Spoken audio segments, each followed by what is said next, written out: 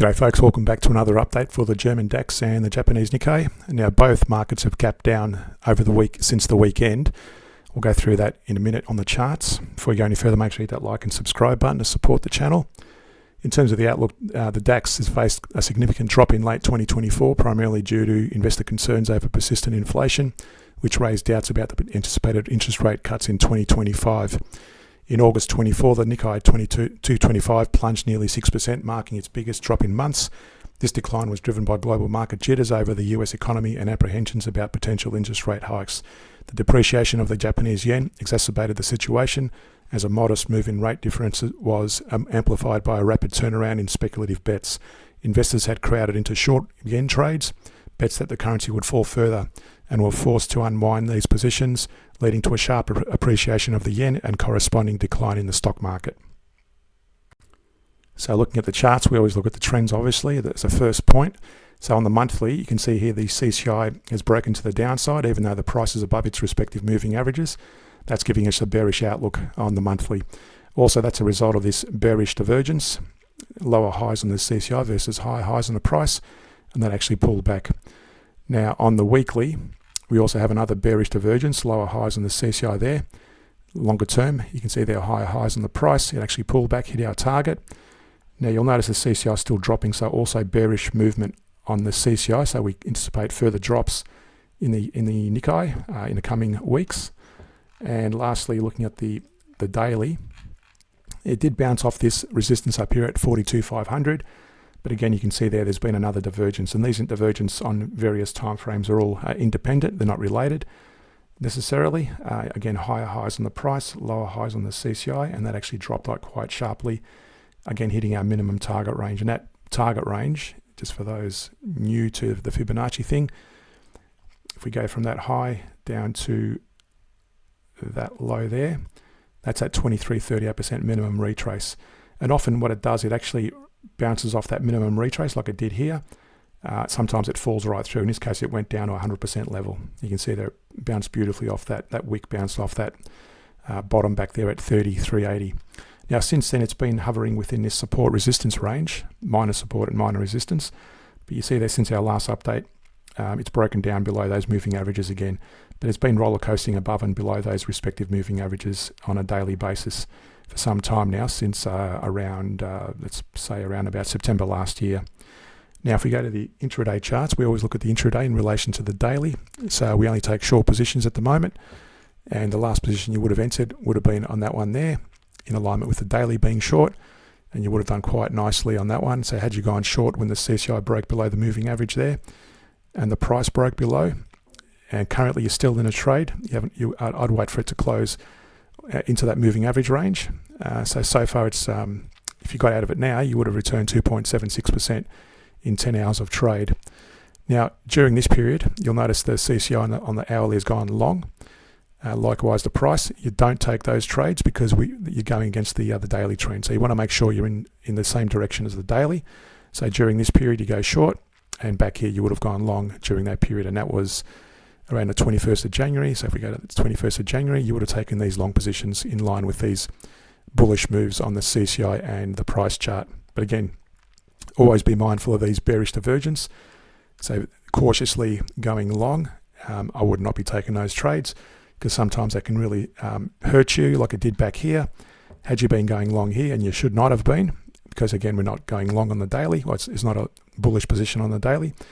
And you've been going long, you would have been burnt quite nicely with that gap down. So only go in the direction of the daily. Also note here on the German DAX, looking at the monthly, nice big bullish move, has been bullish for some time, and that was since December 2023. You would have taken your first long trade on the close of that candle, and you'd be doing quite nicely at the moment. However, notice on the weekly, we've shown a few bearish divergences. The first divergence was this smaller one. Well, it's still long term actually. Started in 2021, and it actually started to execute and finish around July 2023. And you can see there, I've drawn a target. And again, if I drew a Fibonacci, let me just blow this one up. You would have taken note of that with a bearish divergence. Where was it? And that would have been, let me just redraw that. That would have been back to that area. So that previous, we take it to the previous low, and that's where it bounced in that 23.38% level, and it bounced out quite nicely. So we always take it back to the previous low, significant low, before that divergence started. And more recently, if I get rid of that for the moment, we had a couple of smaller ones here. I won't draw that one, but you can see that from that point to that point, there was a small bearish divergence there, lower highs on the CCI versus high highs on the price. And since then, we've had another longer term bearish divergence now, currently playing out. Looks like it's about to start to execute. This could, of course, go higher, but at the moment, as soon as I see that break below the moving average band, we expect that to pull back, and the minimum range to pull back would be take it back to that significant low. In fact, I've drawn it wrong again. Let me just redraw that. You take it back to that level. Hang on, where are we going? Yeah, that would be in the back to that level there. That would have been the 23.38% level. But to be conservative, I will take it back to that level there, and I would move that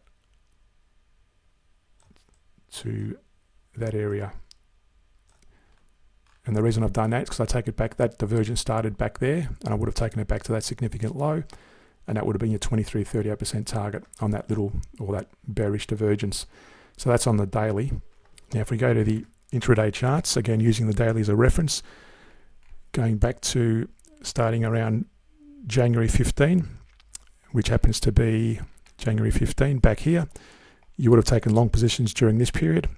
But again, notice on the daily we've got a bearish divergence, as we said, but also on the hourly we've had another bearish divergence, and that's also played out, and that would have gone back to that low, that 23.38% level. You can see that it bounced in there, then it bounced out. I don't trade these divergences. I look at them as a potential area not to trade or avoid trading. Or if you're going long during this period, I'd be watching it very carefully and wait for a sudden break to the downside.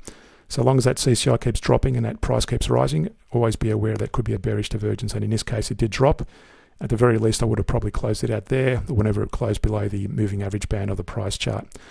Now, more recently, you could argue that's also a bearish divergence, slightly almost a double top on the price, but lower highs on the CCI. So that's a bearish divergence.